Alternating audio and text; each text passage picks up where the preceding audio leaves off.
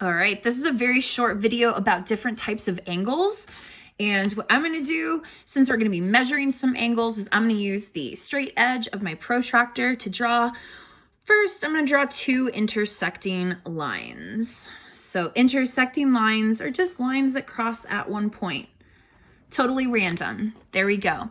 So when we look at these two intersecting lines, they create 1, 2, 3, 4 different angles. And what I want you to notice is that these angles, angles 1 and 2, are supplementary. They make a straight line, just like angles 2 and 3 are also supplementary. They add up to 180. Angles 3 and 4, my finger is creating a shadow. 3 and 4 supplementary. Angles 1 and 4 creating a straight line. So what I'm going to do is I'm going to measure one of these angles. Let's see. I'm going to measure angle 3. I'll start with angle 3. Why not? So I'm going to put this little point right here to make my vertex a little bit clearer. I'm going to make sure the bottom of my angle lines up with 0. I'm going to count up from 0 using the inside. And it looks like, it's like right in between 73 and 74. I'm going to say that's 73 degrees. 73 degrees. Okay, angle 3 is 73 degrees. Now, just by finding this one angle, I can actually find all of the rest of the angles here.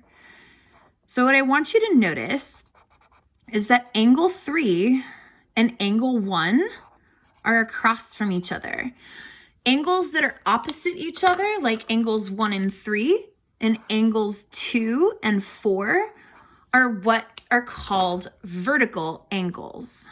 Vertical angles. This is on the vocabulary sheet. Vertical angles are congruent. That means they are equal to each other. So angle 3 is 73 degrees, which means angle 1 is also 73 degrees. I actually don't even need to use my protractor to measure angle 2 or angle 4 because, like we said at the beginning, these are supplementary angles. They form a straight angle. They form a straight line, 180 degrees. So to figure out what angle 2 is, I would just find the difference between 180 and 73. So let's see, 80 minus 73 is 7. So angle number 2 is 107 degrees, and angle number 4, my vertical angle, is also 107 degrees. So vertical angles are congruent. Congruent was another word that is in your vocabulary list for today. Vertical angles are congruent. The angles that are opposite each other are congruent. And these are an example of supplementary angles because they have a sum that equals 180 degrees. Now, you can have angles that are adjacent. Adjacent angles are just angles that are next to each other. What the heck? I'll just throw another.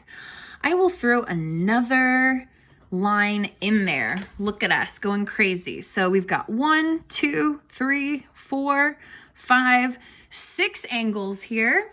And if we're just practicing finding vertical angles, we've got angle 3 and angle 6, angle 1 and angle 4, angle 2 and angle 5. So these angles would be congruent or equal to each other. Now, there's something called adjacent angles. Adjacent just means they're right next to each other. So like, for example, angle 2 and angle 3 are adjacent. They share a common line or a common side. So angle 2 and angle 3 are adjacent. Angle 3 and angle 4 are adjacent. Angle 4 and angle 5, angle 5, angle 6, you get it. They're just angles that are adjacent to each other. Now, there's no term that exists for angles that are just like in weird non-positions like that. So you really just need to know vertical angles that are across from each other, and adjacent angles. And there's no rule about adjacent angles unless those adjacent angles form a straight line. These two angles are next to each other and they're supplementary. They form a straight line. Look at all that geometry vocab. Dang, dang.